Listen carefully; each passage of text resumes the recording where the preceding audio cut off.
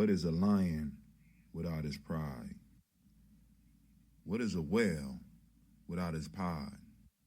What is a monkey without his troop? What is a wolf without his pack? The answer is very simple. They are the same thing that a human being is without a tribe.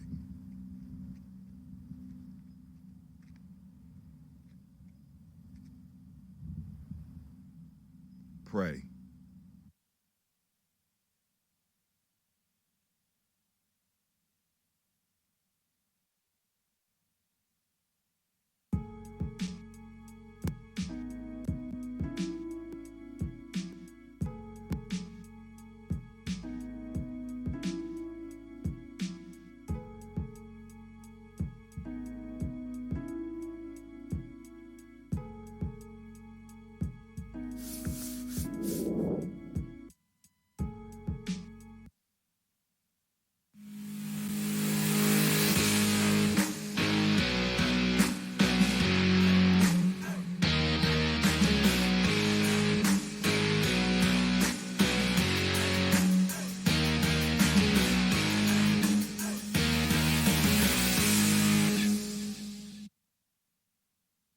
Women, but the most important goddesses were black, not just for the African now in the civilization of the Greek.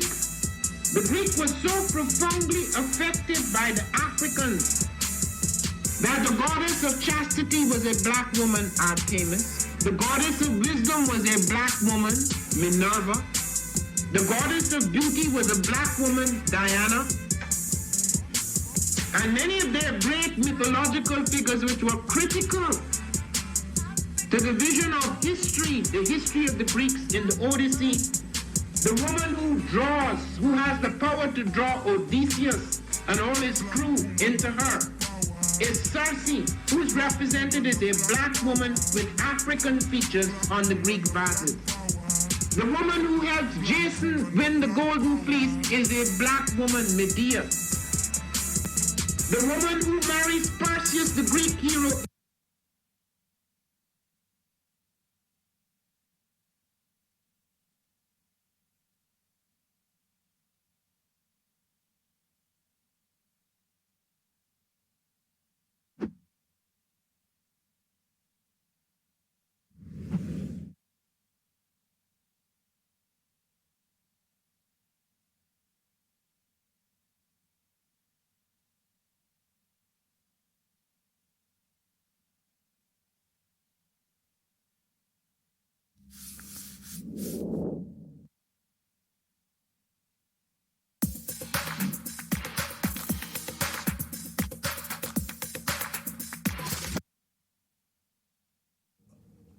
One of the most frequent questions that I get is, where are the children, and why you call yourselves the children of the sun?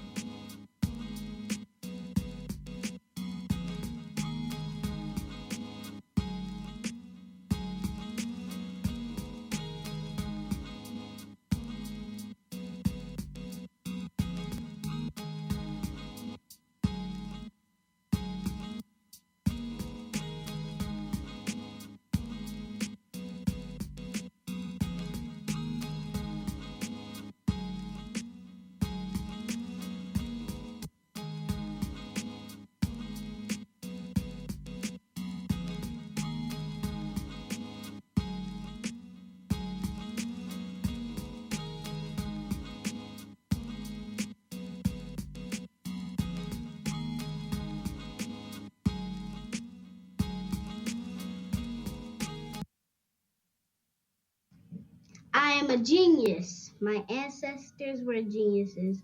My ancestors have made me a genius in all that I think, say, and do. I must declare myself a genius. I am a genius. Whenever I am myself, I practice my geniusness and do great things. All my thoughts, choices, and deeds must express my geniusness. I am a genius. My decisions must always be in the best interest of myself, my family, my people, and my God. Only then will I and everyone I know that I am a genius. I am a genius. At all times, my geniusness must reflect my culture. My geniusness must serve my God. My geniusness must make me be one in love and harmony with my family. My geniusness must protect my people. Yes, at all times, I must demonstrate excellence because I am a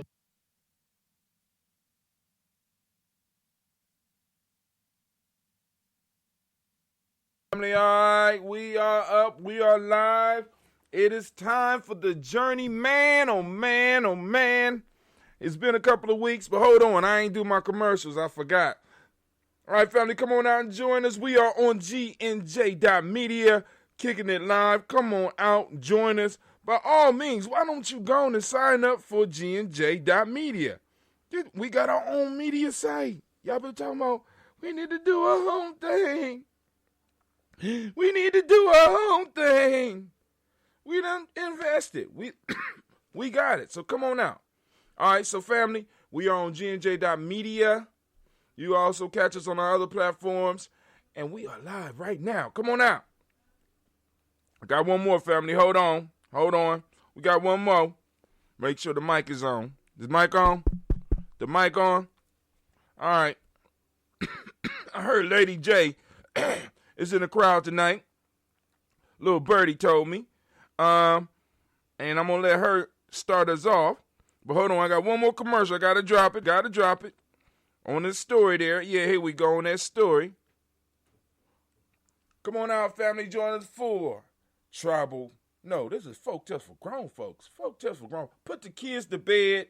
We are going to be doing some deep wisdom mining tonight. And we're going to be looking at the concept of Thirtism. Come on out, family. Join us.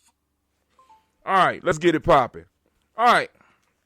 So, hey, man, I was about not to do the show again. I'm tired, man. I'll be like, I'm old. I'm getting tired. You know what I'm saying? I don't know how many years we've been doing Folktales for grown folks, but I mean, hell, some of y'all might have grew up on this. But hey, so I don't know. Is Lady J still online? I'm here. What's up, baby? How you been doing? I'm also. Oh, yes, you are. How about yourself? I've been doing good. Be doing better if I saw you more. Well, I know you think I got COVID because I be coughing and shit, but that's cool. I can't catch it over the phone, so it's okay. I don't know. They don't know how you catch it, really. So, but other than COVID, how's life been treating you?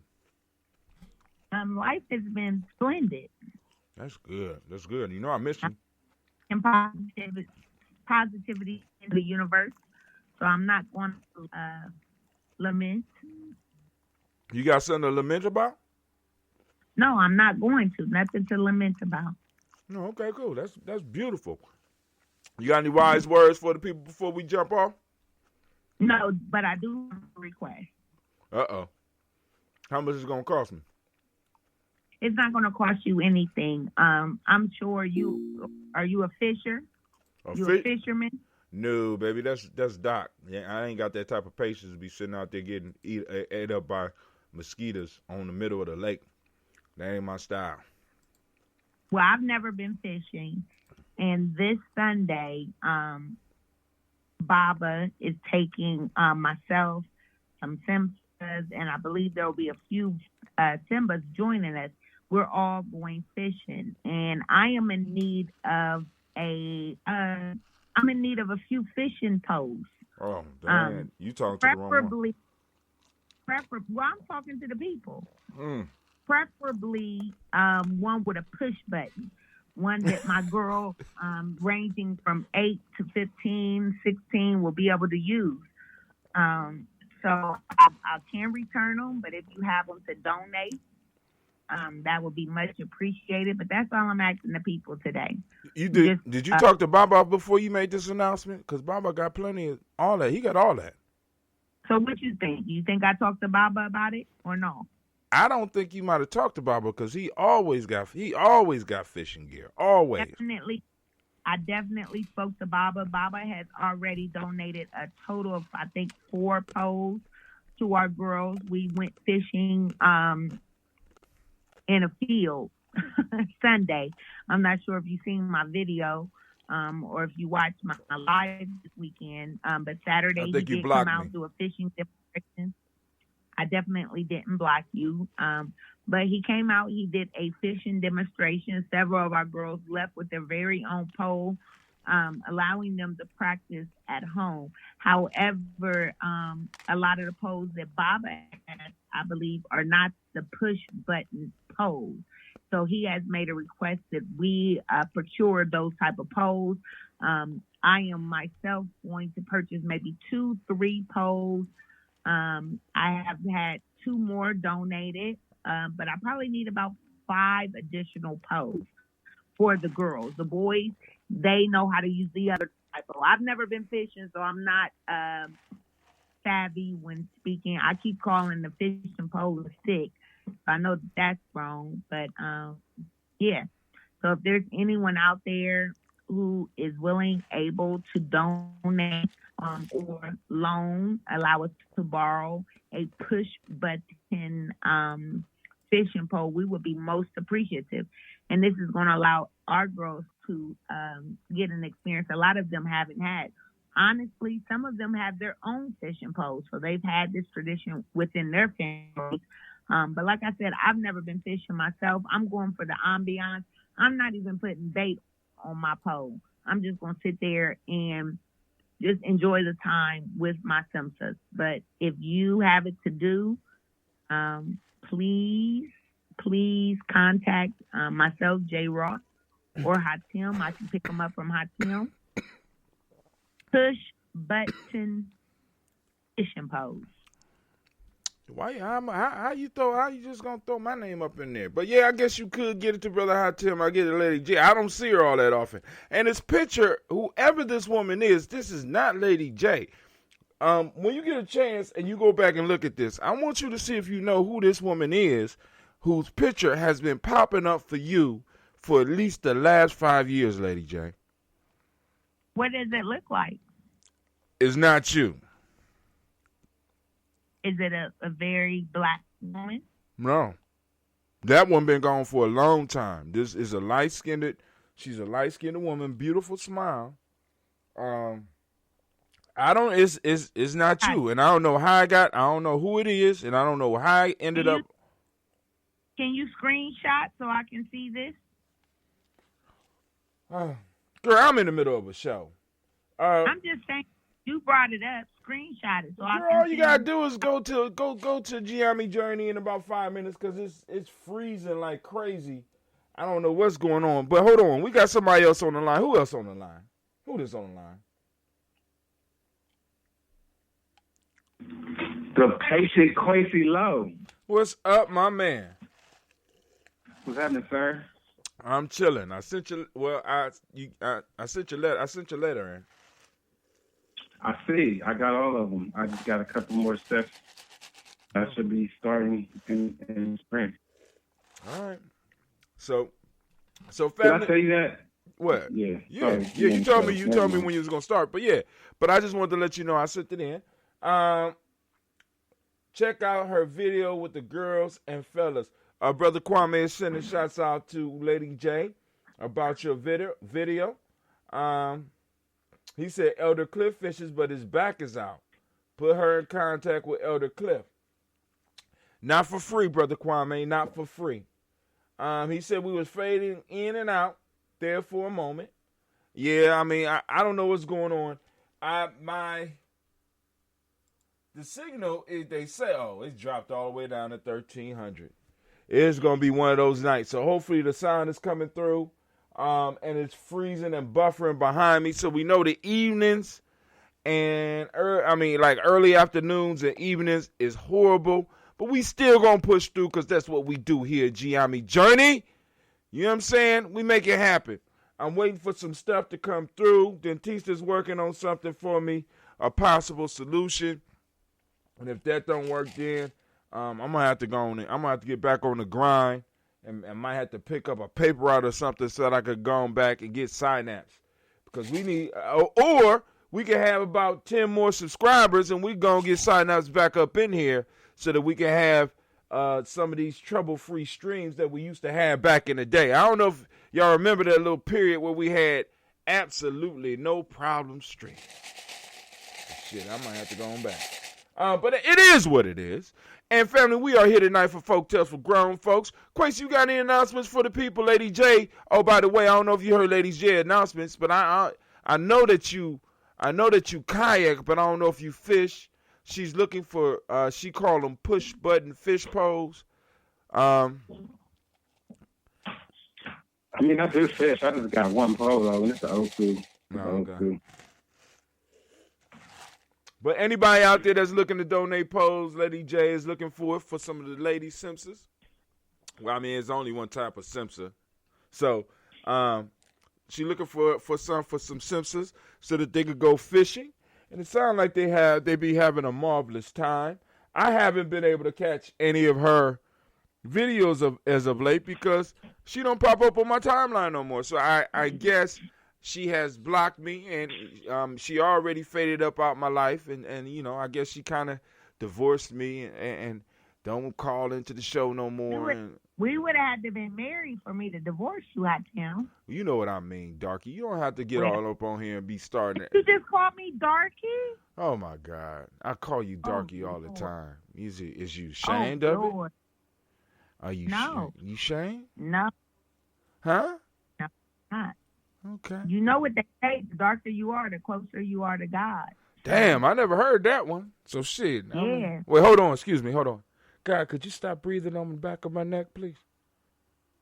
Okay, thank you. All right. I was talking to God. I'm sorry, but you said something. What's that proverb you just said? The darker you are, the closer you are to God. Excuse me. God, could you just breathing all on the back of I say that every time. I think of that every time I see my son. When I have to tell my daughter why she will marry him. He's very close to God, and he's such a handsome man. All right, man. Yes, he is. And how my daughter-in-law doing? She's awesome. Okay. All right. So let's get it up. Of course, you got any announcements for the people? Yeah, I was just laughing at y'all's commentary. That was funny. I was like, oh, wait, am I on mute? I was just cracking up. I'm sorry. I mean, that's, I ain't... When you get a chance and you go back and look at this, I want you to see if you... Yeah, keep on going in and out. I had to check the sound in the back. So, eventually, like I said, man, I've been so lazy lately. I haven't transferred music to the second computer. Because like y'all notice, the music for all the shows is the same. I haven't created commercials for each individual show. I haven't transferred my data from one computer to, because I got to rebuild the scenes every time I transfer stuff to the computers. And then on top of that, I have to deal with this freezing that I got to come up with a solution for by the time Kwanzaa come around. So my goal is to knock all of these issues out by the time Kwanzaa is here, because I want Kwanzaa to go through flawlessly. That's the goal. I want Kwanzaa to go through flawlessly. So I'm going to need to have something set up so that we could go on and get as close as we did with our DigiFest. So we're about to go on and do these folk tales. I'm joined by two of my family members, two of my loved ones, and we're going to get out here and we're going to do some real wisdom minding. I called this one today. I called this one today. I want to make sure I get the title right. I called this one today. Well, actually, the name of the folktale is The Thirsty Pigeon, and I also labeled it the dangers of Thirtism. So let's go on and let's check out this proverb. I'm gonna share it with y'all. I'm gonna go to my news screen for a second, if they allow me. Wow, Spectrum, y'all just fucking up bad, man. Spectrum, y'all should want to do better than this. Let's see. It's even freezing on. My God. All right, here we go. Let me go to my news screen. I'm gonna read it real good for those so that y'all can hear us. those that's trying to listen in. Now, it's unfortunately, I don't want to say unfortunately, but if you want to hear the clear version of this, it's best to go to our Spreaker. Look up High Tim on Spreaker, or look up Gye-Nyame Journey on Spreaker, or just look up Folktales for Grown Folks, and it'll pop up. All my shows will pop up under Gye-Nyame Journey, and just check it out, because for some reason in the evenings we start getting blocked. I think the wavelength of energy that we be throwing out is just a little bit too much for the system. So they be putting some hate on it. Put your hate on it. All right, so right now we are on one of my favorite pages. This is Fables of Aesop page. This is the Fables of Aesop page. Before we even do that, let me go and make sure y'all know we got 2 books coming out. First book is put together by Sister Tara Haas. It's called African Deep Thought Workbook. It's one of the workbooks that we are using for our rites of passage training. You know what I'm saying? Part of, I mean, it ain't top secret, but it's part of this initiation system. You know what I'm saying? Got to go through some steps, got to go through a couple of books, and one of the major books in what we do is called The African Openers to the Tree of Life, and this is one of the workbooks that we created, and we also have what we call the 21-day Nguzo Saba Challenged, the next book. So, putting out the workbooks. These will be available to the public. I'm still working on them. I still have to get the commercials together and stuff like that. But, you know, for those that are looking to join a tribe, Gye-Nyame Journey is possibly could be a home for you. You know, I ain't going to say it is, but it's a possibility, because, you know, because it's more than just Brother High Tim. You're going to have to go on and meet and go through in order to get and to be part of this. But we here. But anyway, let's go on and check out the Thirsty Pigeon. Oh, this Thirsty Pigeon. All right, I'm going to read it first from my book. Y'all know we use Aesop Fables. Well-used book. It's a complete and original translation from the Greek. They say by Aesop, but it's translated by George Fowler Townsend, and we know there are a lot of translations of this book. And the story out of the Fowler Townsend translation goes: a pigeon, oppressed by excessive thirst, saw a goblet of water painted on a signboard. Not supposing it to be only a picture, she flew towards it with a loud whir and unwillingly dashed against the signboard, jarring herself terribly. Having broken her wing by the blow, she fell to the ground and was caught by one of the bystanders. The moral of the story is very simple. Zeal should not outrun discretion. Once again, zeal should not outrun discretion. Let's go and look at some of these other translations before we get into the discussion. When you go to Aesop Fable, you can look up almost any of the stories that I got, and you can check it out. So we got: a thirsty pigeon saw a glass of water on a sign. She flew toward it and slammed in and broke her wing, and consequently was caught by one of the bystanders. And this moral says, which is in a sense the same thing: act in haste and repent at leisure. Damn, I like that. Act in haste and repeat at leisure. A thirsty pigeon saw a glass of water painted on a sign. Not thinking, she flew rapidly toward it and slammed it to the sign. In the fall, she broke her wing and consequently was caught by one of the bystanders. We already read the Townsend version, so we're going to skip that and go to the Lestrange version. Lestrange. I think that's how you pronounce it. A pigeon and a picture. A pigeon saw a picture of a glass with water in it, and taking it to be water indeed, flew rashly and eagerly up to it for a soup to quench her thirst. She broke her feathers against the frame of the picture, and falling to the ground, upon which was taken up by the bystanders. Moral, rash men do many things in haste that they repent of at leisure. Damn. All right, but damn, that was short. And usually they have it's a little bit longer. But go ahead. Anybody want to start on that one first, or y'all want me to hit it? Will you repeat the first translation? The first translation is the Fowler Townsend translation, and a pigeon oppressed by excessive thirst saw a goblet of water painted on a signboard. Not supposing it to be only a picture, she flew towards it and with a loud whit or whir and unwillingly dashed against the signboard, jarring herself terribly. Having broken her wings by the blow, she fell to the ground and was caught by one of the bystanders. And the moral? The moral is zeal should not outrun discretion.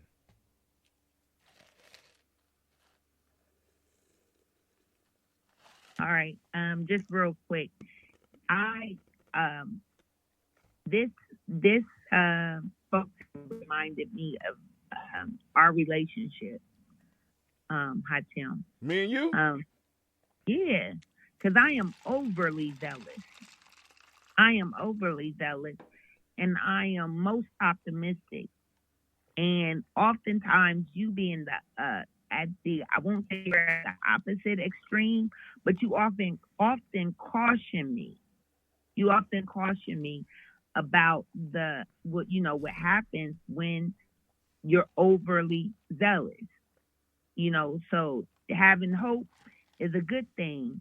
But having hope to the point where you have no discretion and you can't make out reality is not such a good thing. And that is something that I've had to learn, probably the hard way. Most likely the hard way. So I just wanted to share that. That spoke to my spirit. Girl, don't be trying to get back in my good graces, but that was dope. You get the strike of God, girl. Hold on. That was dope. Brother Quasi, you want to shot at it? Then we can go and break it down and start having the discussion because we need to expand this one because this one is good for all of us. But go ahead. I heard this, Dad. Yeah. I don't know. I'm still kind of wrestling with it. It's pretty simple but profound. Like, I don't know if I do think I tend to be a little overzealous at times.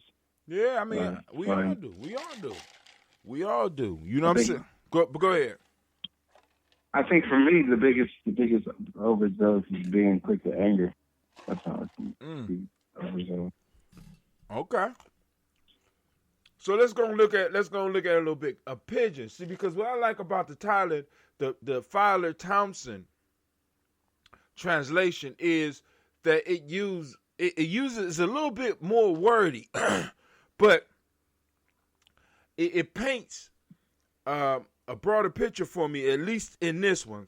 Other times, but this one said a pigeon oppressed, and for me, not only in my own life, I know what it means to be oppressed by something because the bird was zealous because it was thirsty. It wanted something. It not only wanted it because water is not even necessarily a want.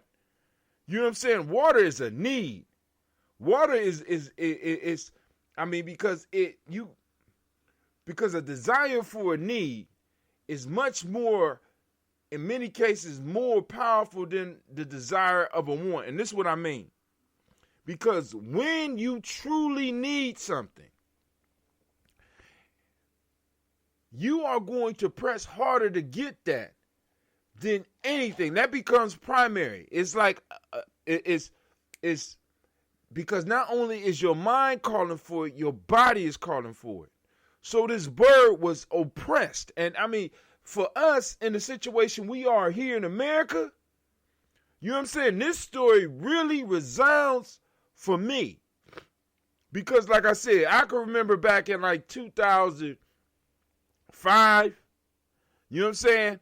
My thirst was excessive for some type of wealth or being able to build some type of wealth. And I rushed in. You know what I'm saying? I can remember other situations where my thirst, you know what I'm saying, for something that I perceived as a need. You know what I'm saying? Because I wanted, sometimes we seek security as individuals and as groups, and we're seeking some type of happiness. We're seeking needs. I have another thought now. Go ahead. All right, based off what you just said. Go ahead. Did you want to finish? I'm sorry. I lost it. You know how I am, man. You can't. We got to go ahead. It'll come back. Well, I was thinking about, based off what you was just saying, that we have a need for freedom. Right. And a lot of people are obsessed with it, and a lot of people are not even really considering it. You know what I mean? But I'm aware that a lot of rash decisions can happen based off of that need. Like, you know, just up and moving the I mean, we Central America or Africa without no money, or just stockpiling weapons and whatever. Different ways to be overzealous in this moment, because a lot of people feel like that there's some imminent catastrophe looming. And in our oppressed, because it said a pigeon oppressed by excessive thirst. That freedom is a need.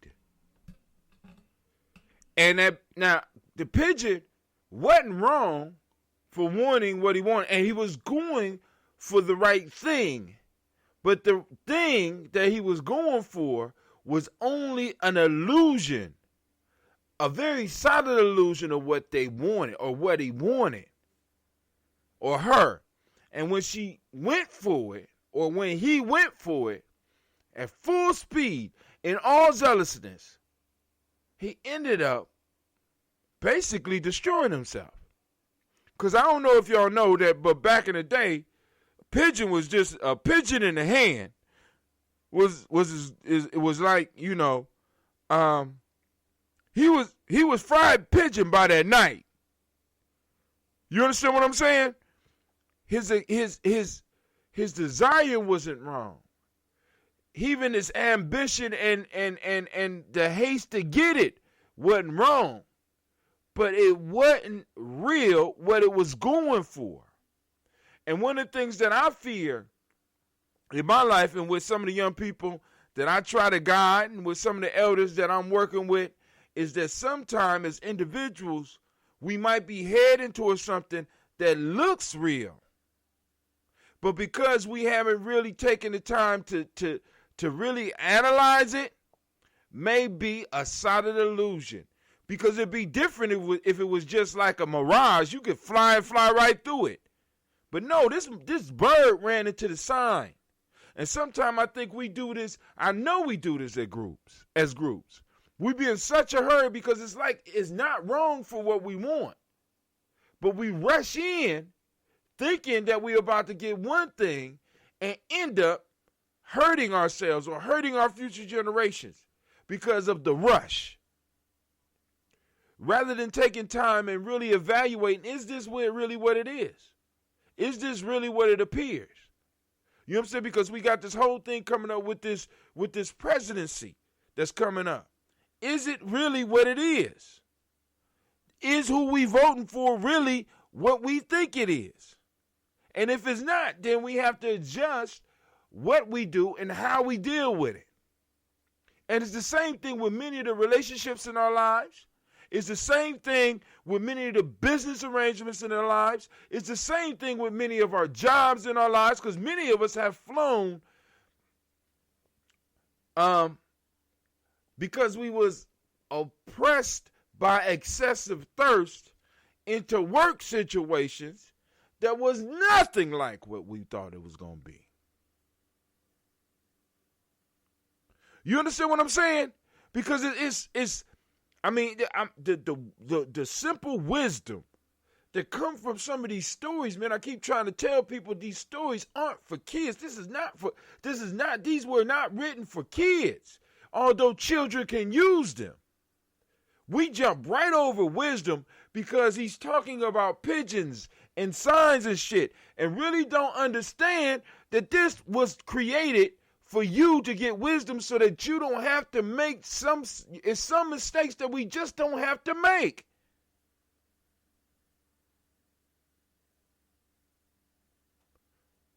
So zeal should not outrun discretion. Let's look at some of these because they all are basically the same. Zeal should not outrun discretion. Zeal, excitement, right? Zeal, passionately, should not outrun discretion. How many of our lives have in many ways been changed or shaped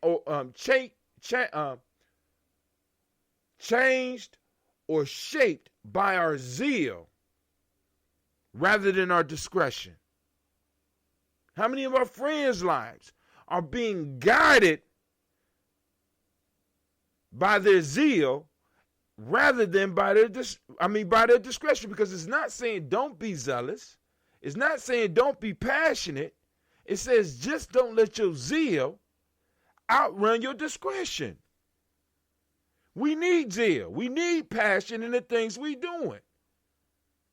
But we don't need to let that outrun our discretion. And sometimes it's good for us to allow other people to help us be discreet. And what do I mean? In certain situations where we are so passionate about it that it's sometimes better for us to kind of check out of the situation and listen to others when it comes to it.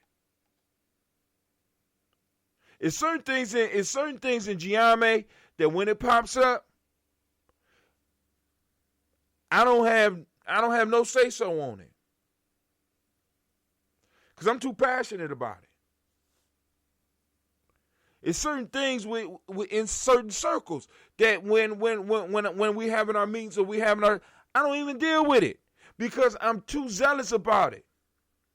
So I know my I know my zeal will outrun my discretion, so I have to listen to others' advice. This is why in the old days they used to talk about taking counsel. How many of us got counsel for our life? Now we grown, right? We become grown. So we can't get any counsel. Even in gangster movies, real gangster movies, they talk about consiglieres. Even bosses, supposed bosses got counselors. Kings have counselors. And we got people running around here talking about they kings, and we got sisters running around here talking about they queens, but they don't have no counsel. How the fuck you a king or a queen and you don't have no counsel? How we as a people don't have a counsel that we could trust? I ain't mean to scare somebody off the line. Who got off the line? I'm sorry. Why y'all just let me get all up in it like that? Lady J, you got something you want to say? I done chased him off the line. I do, because I just want you to tell me, what did you say before, like the first the first one?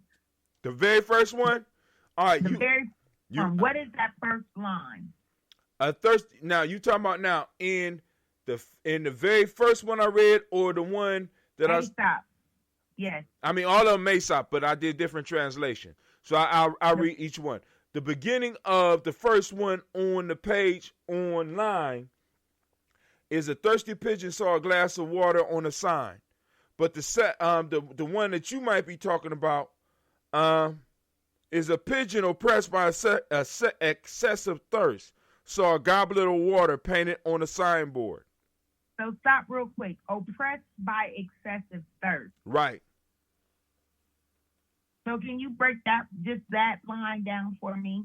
oppressed by excessive thirst. So the bird was very thirsty. Thirst is a need. Now, in me fasting, there's a point, like for example, when I do my dry fast, there is a point where in a dry fast where you become oppressed by thirst. It's like I got to get me some water. And it's sort of like, if you want to understand what they mean by this, everybody can experience this now by taking a deep breath and holding it for as long as you can. And then when you hold it as long as you can, try to hold it for another 10 seconds and see what it means to be oppressed about getting something, because the bird was oppressed by his thirst. He was so thirsty that he was driven by his thirst. Now, what I'm trying to say is that this bird was that. How can I put it? This bird could have been traveling for a long way and not had no water, and really needed water, and wasn't wrong in his need for water, and the water wasn't bad for the bird, but and still his lack of discretion ended up wounding him and putting him in a bad situation. So I looked up oppressed, the act of instant oppressing or subjecting to cruel or unjust impositions or restraint, the state of being oppressed, the feeling of being heavily burdened mentally or physically by troubles, adverse conditions, and then I like the one anxiety, because at times, when I look at anxiety, that's when you're worried about things that maybe you don't even have to worry about. When you have put something on yourself that may be in your head. Ooh. You are not a warrior, but a warrior, right? That's warrior. Anxiety. Right. Okay, so again, like I'm thinking, and I'm going back to what the brother said when he mentioned, like, even the movement, even our current situation. And I hate to say it out to him because I ain't trying to be kicked off the line, but when we wait on someone else to give us freedom, instead of acknowledging that it's our inalienable right. So in a sense, we have it, right? Okay. Go ahead. In a sense. Go ahead. I hear you. I'm listening. Go ahead. In a sense, we are free. Okay. However, when we allow ourselves to believe someone else is controlling that, then we relinquish that freedom. That is our God-given inalienable right. I'll give you an example. The other day, myself, one of the nation builders, not too long ago, we went to a Cherokee Field class. And now I teach social studies every year. And I know what my constitutional rights are, but it was while I sat in that class when I realized I'm getting a permit that will allow me to conceal my weapon. However, I already have a right to carry one. You sure do. I have a right to own one. You sure I do. have a right to carry it in the open. You right. Now, what is it but anxiety, but worrying, but this fear that keeps me from acting on my constitutional rights? Because the truth is, where I live, I'm thinking about the police in my little whatever we want to call this little city I live in. They're not the most friendly, right? Right. And so I'm thinking somebody who is not as melanated as me, who is not as dark as me, who does not have the pigment I have, they would be they would be it would not be looked at the same if they acted on their constitutional rights. But what's really stopping me from acting on mine when it is my right? When freedom is my right. And so when I think of that, when I heard that word oppression, it kind of stuck with me. But when I looked it up and I see it's affiliated with this term anxiety, it gets me to think that some things we thirsting for, but really it's already in our control. Now we already have it. We're but now, thirsting for it, but really it is our God-given right. Now, because I hear you, and I don't want to take away, and I'm not going to take away from what you said, because what you said was powerful, right? But I want to stress the fact that what this bird was oppressed by was a innate need, a undeniable need, right? Something that he didn't, or she was not in possession of. Because what you saying is very true. But because the lesson that comes from this is that even when you're rushing towards something, I believe, and this is just my point, when you're rushing towards something that you need, you know what I'm saying, that you need, even if you need it, don't let your zeal, your excitement, your passion outrun your discretion.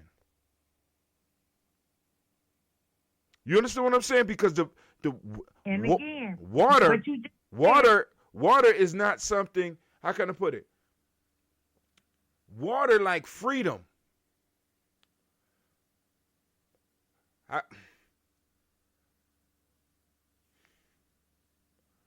Water is a need. You go 3 days. I mean, I'm sure we could go 3 days without water. But you go longer than 3 days without water, you could possibly die. And you get to a certain point of thirst that if you are able to, you will fight as many people or as many beings as you could to get one glass. It's not something that you carry on. It's something external that you need in order to maintain living. You understand? Or no?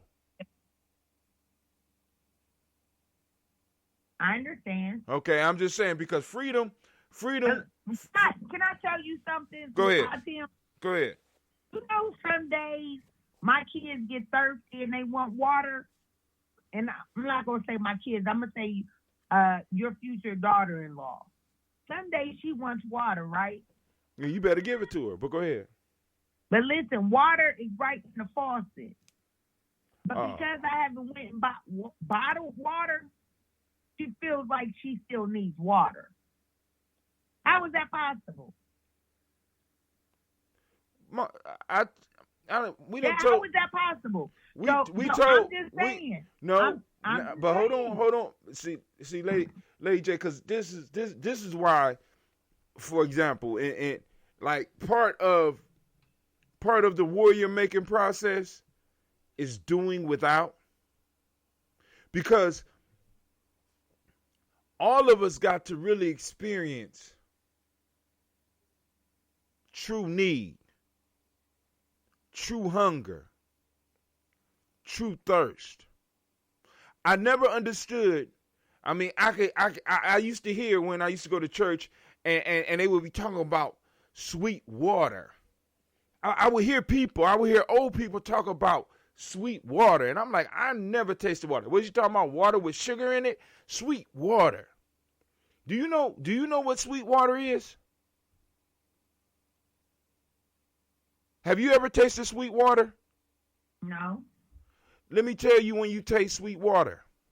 You taste sweet water when you have not had water.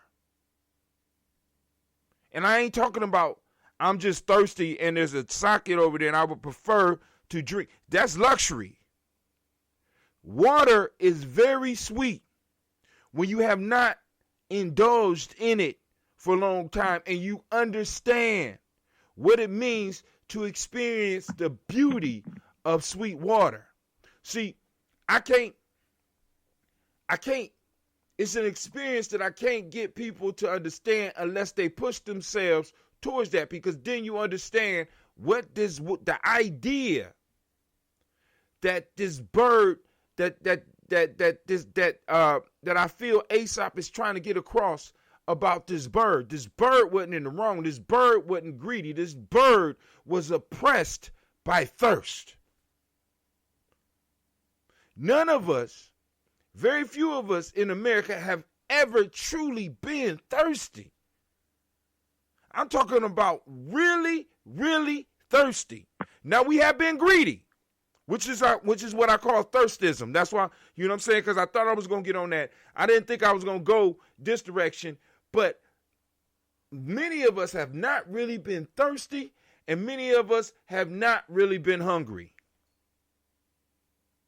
Because hunger goes like this. At first, I'm hungry and my stomach is growling. Then my stomach stops growling. Then I could function normally and, in a sense, in a heightened state. Why? Because my body is now burning its own fat, which is the highest form of energy that my body can burn, because now my body is in a state of being hyper aware and being even hyper aware and able to sense where food is a little bit more, because obviously there's something wrong because I have not eaten. And then after a certain burn time, there comes a fatigue where you don't even feel the hunger. You just know that you need to eat. Then after that, you get another, if you're lucky, another burn, because your body is back on burning some more fat. Now your body is going into conservation mode and you start really losing weight. Now it gets to a point where you are so hungry or lacking food so much that your body has, in a sense, stopped necessarily desiring food. And now, even if you was to find the food, you could possibly kill yourself if you eat too much. But now you're weak. Now you can't move like you used to. Now you're walking around like an old person. Because most of us have never experienced this, we have never really felt truly the passion of, oh man, this is so good. There's nothing like eating after you haven't eaten for a while. There's nothing like drinking after you haven't drunken for a while. It's like paradise. So when you are not purposely doing that and you are forced to not to drink and you have an opportunity to get some water and there's an obstacle there, you will rush to that. And the warning on this is, because like freedom, we know that we could go a very long time without freedom. And the paradigm, we can use it for freedom. The story, we could use it for freedom. But the problem is that freedom you may not die if you don't get it. You understand? Or no? I hear you, Hatem. Okay, cool. As long as you hear me. But let me go and read this real quick and we'll get back to your point. In much the way a slave master drives his slave, so was thirst to the pigeon. So that's using the oppressed piece. In much the way a slave master drives his slave, so was the thirst to this pigeon. Thirst was anthropomorphized to dramatize. Freedom within limits. Unalienable rights relate to something different than an inherent need. This is all from Kwame. Were she oppressed by water, she would have gone to the sink to get the tap water. Yeah, and that's to my baby when you was denying her water. If she was really thirsty, you understand what I'm saying? If she was really thirsty, there's no doubt that she would have went to that damn sink. We have luxury thirst here in America. I mean, for real. You know what I'm saying? Because there's some kids that don't drink water. They just drink Kool-Aid. I mean, I'm like, damn. I'm thirsty. Well, you want some water? No. Well, what the hell you mean you thirsty? How you thirsty? But hey, that's America. But go ahead, girl. I'm sorry. You can't let me get you know you can't let me just go on and start running my mouth. You missed it, didn't you? You missed my mouth, girl. You missed me. You need to come on home.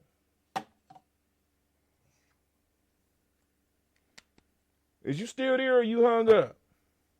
I'm here, Hatim. Yeah, you need to just come on home. That's what you need to do.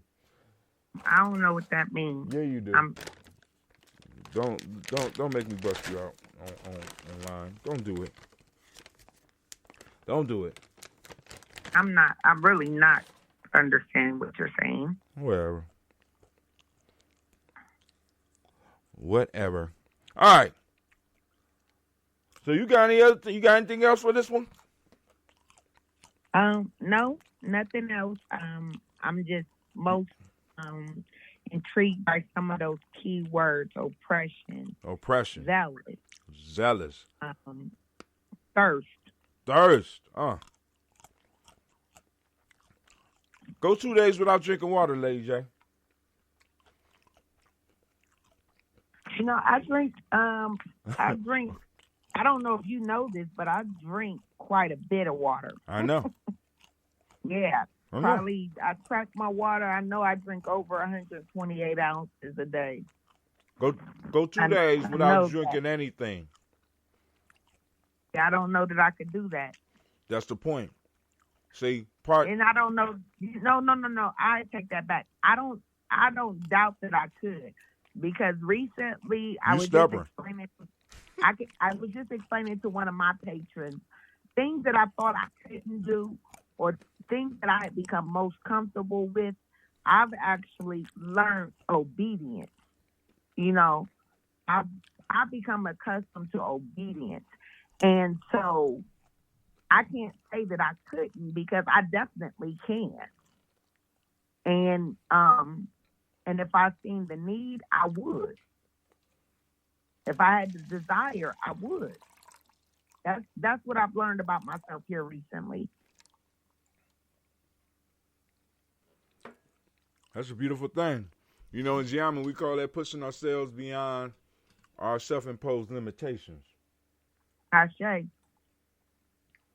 You know what I'm saying? And that's a definite step for a warrior. But and for the last couple of days in the morning, we've been talking or bringing up examples indirectly about Kwame, you want to help me with this. Self-imposed trauma, controlled trauma. Because in rites of passage provides controlled trauma that's provided by the community to help force our young people into a state of growth. I know that sounds crazy. Rites of passage is about controlled trauma, rather than the random traumas that many of us face in our lives. Our societies, our ancients, the ancients came up with systems of controlled trauma so that we can grow and push people to their self-imposed limitations, or help them push themselves through their self-imposed limitations so that they could truly be more than they thought they could be. They could be pushed towards their greatness. Like we say, I am a Gye-Nyame man. I was born for greatness. My greatness lies in my potent center. I pledge to find and connect with my center. You know what I'm saying? But most people don't seek that center out. We're not thirsty like that bird. As a matter of fact, most of us are flying towards the sign of ourselves and running into it and fucking ourselves up, not realizing that we're going away from where the water was in the first place. The real water. The sweet water. Ooh, man. Girl, you got me fired up.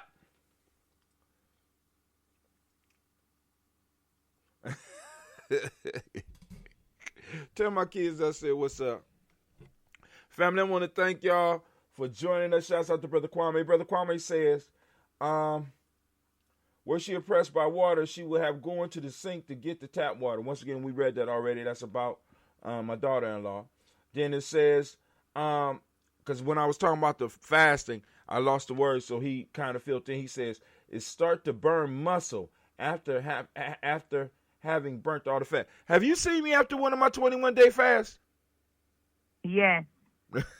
And it was something I wish I hadn't thought of. Oh, man, listen, it got so bad one time. My sister came over and said, you about to stop this fast or I'm going to kick your ass because I'm bigger than you now. I say, well, you're always bigger than me, but don't just because I'm a little, you know what I'm saying? I'm old now, so I know how, I just know how to I know where to put the pressure at. You ain't going to just whoop my ass and threaten me because I ain't eating. You know what I'm saying? But it gets pretty bad, especially during the no water part. It gets horrible. All right, Cat, you better hold it down, homie. But yeah. But I want to thank everybody that joined us tonight, took the time to listen in, made it through the horrors of the black signal not coming in properly. You know what I'm saying? Like I said, we are working on getting this adjusted. Make sure you check us out on gnj.media. We have our own social network site. You can upload your videos. The only thing that's required for you to start chatting with other people that's in the tribe or that's on and using the network or talking to other tribes and stuff like that is that you have to upload a introduction video so that people get to know you. You just can't sign in and then automatically start chatting. No, you got to upload an introduction video of yourself so that people can, it don't even have to be a video. It could be an audio. Upload something, you know what I'm saying, explaining who you are before you'll be allowed to start interacting with other people on the site. Our store is also there. You can check out some products. We're going to start adding products to the store. And there's a lot. I mean, like I keep on telling you, there's a lot of things coming for Gye-Nyame. It's just long and work. And as we say, you know what I'm saying, one of the sayings that I learned in my life is if it comes fast, it don't last. If it comes slow, it's good to go. And, we are in a process of building one day, one block at a time, so we can make sure that everything is lining up so that when it's finally erected, it will last for an eternity. So, family, this is Brother Hot Tim. Lady Can J. I say goodbye to the people? Yeah, I was just about to turn it over to you, baby. Oh, I thought you were going to forget me. I told y'all she divorced me, but that's cool. All right, go ahead, girl. Go on, do your thing. Greetings. This is J to the A, also known as J. Ross, the unrelenting J. Ross.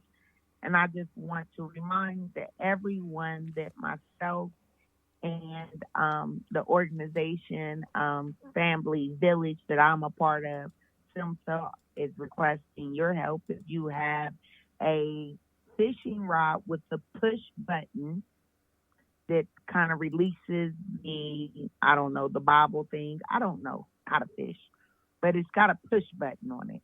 If you have one of those that you would be willing to either part with and donate to us, because I'm going to think that once this trip happens, we'll be going again. Or if there's one that you'd be willing to allow me to borrow, please contact myself. I am J. Ross on Facebook, and he is Hatim Gye-Nyame Journey. And you can get it to him, myself. You can get it to Nation Builder Deshaun as well.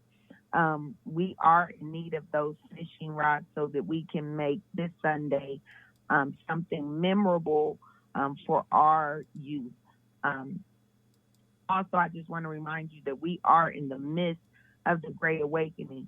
Today, we talked about a lot of stuff, but one thing I want to hit on before I go to bed is infrastructure and the importance of infrastructure in our communities. One thing we have to do is hold others accountable who have businesses in our community as well as ourselves. So when they have businesses in our communities and they are not giving us our what we deserve, when they are not becoming a part or contributing to our village, our nation, our community, we need to find ways to get them out. And if that means reporting them for those things that they do that are counterproductive to our progression, that's what we need to do. And I am talking about, for example, corner stores ran by others who allow certain things to go on. I'm not going to go in detail because that's not what tonight's show is about. But I just want to say that we must start holding people accountable. And if we plan on building, if we plan on having infrastructure, if we plan on having a foundation in our community, we must hold others and ourselves accountable. We must hold ourselves accountable to do the right thing and to, again, we got to hold ourselves accountable to hold them accountable. Long story short.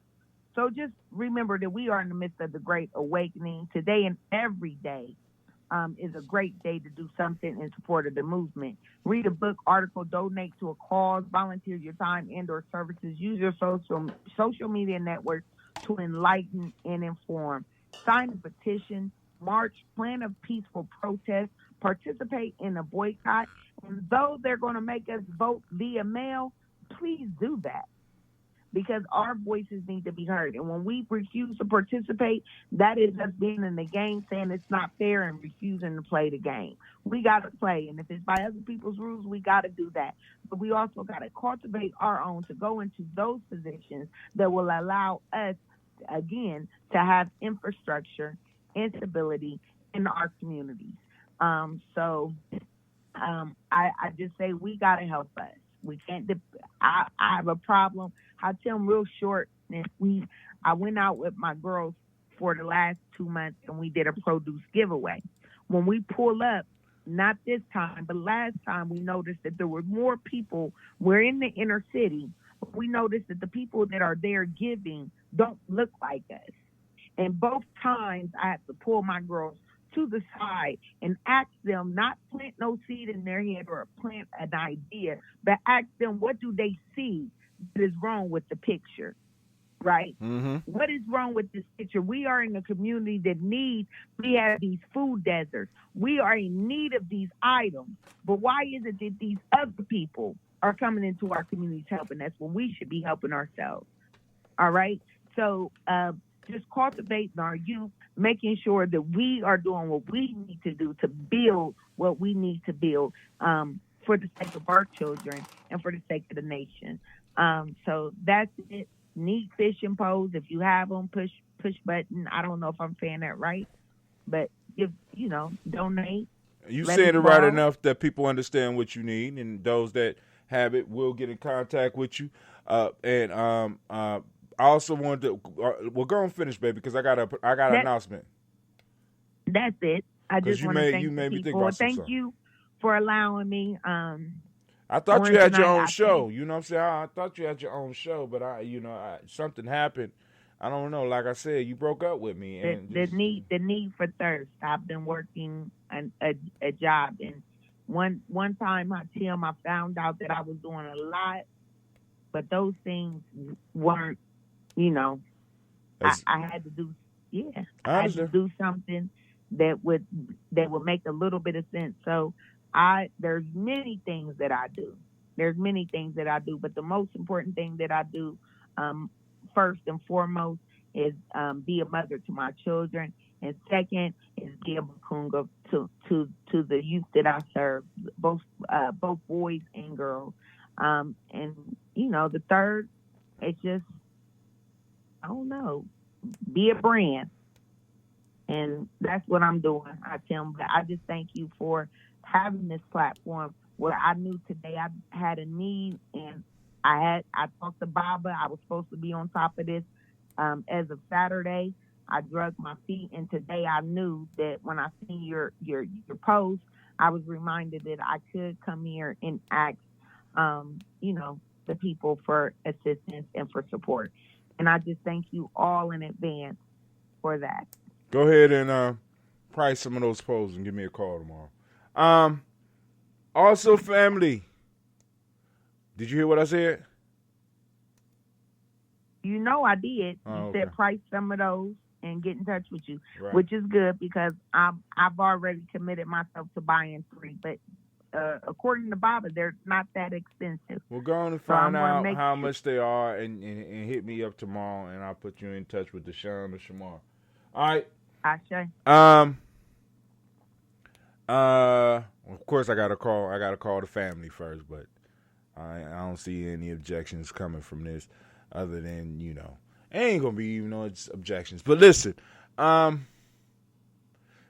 will be getting my hands on some greens, and I will be doing a write up soon. I'm putting a video together, if I didn't already post it up, about creating a staple, because we have young people with gardens in our community. We have towers. There's an organization here that has towers that are being worked by our young people, and I'm thinking that since we have a lot of towers, if we had customers, we would be able to, in a sense, as Lady J said, help ourselves. Because one of the major things that I see that we lack in our community is a staple, something that we only buy from us. That's how you start. That's how you start an economy. It's some things that you just can't go out, that makes absolutely no sense for you to go out and buy. And I'm saying, why don't we make greens one of them? Because our young people can grow them, our old people can grow them. Some of our adults who might have other difficulties can get out there, and we could produce stuff like this all year round. And if we all just sit down every Friday with our friends and our families and have fish and green Nia, I can't say, but you know, I already said Friday because a lot of y'all wouldn't understand fish and green Friday, but I call it fish and green Nia, where we will only consume greens in Columbus for those of us that's conscious from us. Columbus. Let me be direct, because what'll happen is somebody will call their cousin from somewhere else, and they'll come into Columbus and take our money outside of Columbus. We can start doing stuff locally here and set a model for other places in the world. So I'm gonna be doing a write up on that. And I'm going to be sending that challenge out because, like I said, we got healthy organic greens that will be able to be made available all year round. And it's just like one of the major issues is that we don't have a big market within our community. So I'm going to be pushing all my friends and all my families around me to start supporting our business. A business that we can make our own, because when we become the customer base and we are the ones that are majorly buying it, we could decide who get the jobs. We could decide how many people get jobs, especially if we buying it by the ton, because there's a lot of us that eat greens. And I'm talking about healthy organic greens that you ain't got to clean. They're the bomb. So I'm gonna stop there. Let you see the rest of the video and stuff like that. I'm gonna do a little commercial for it as well. But I'm throwing that out there, that green and fish Nia. Every Nia, we do that. And I ain't talking about all of us eating together. You make it at your house, and then maybe we could have a green cooking competition. I don't know. But there's so many different ways we go with this. Real simple. But I want to thank y'all for your time. And family, this is Brother Hatim. And you know what? Hold on. Brother Renee delivered food to elders infirmed in the community. He was able, but hold on. Here you go. Brother Renee delivered food to the elders and infirmed in the community when he was able. But the image you witnessed strongly suggests something to us and our young that doesn't reflect well on us. Brother Renee delivered food to the elders and infirmed in the community when he was able. But the image you witnessed strongly suggests something to us on us and you, our young, that doesn't reflect well on us. I don't understand, Kwame. Now I got to stay on here till you make me understand. Call in, Kwame. And I don't understand, man. Line still open. Call in, Kwame. 614-556-4535. Once again, the line number is 614-556-4535. Lady J, we up for a little while longer. I'm waiting for Brother Kwame to call in to throw out. I think he was talking about what you said, Lady J. Oh, now I get it, Kwame. Okay. That was for you, Lady J, if you still are listening. Brother Kwame said,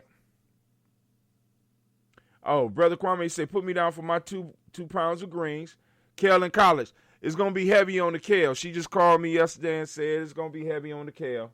So, I got you. So,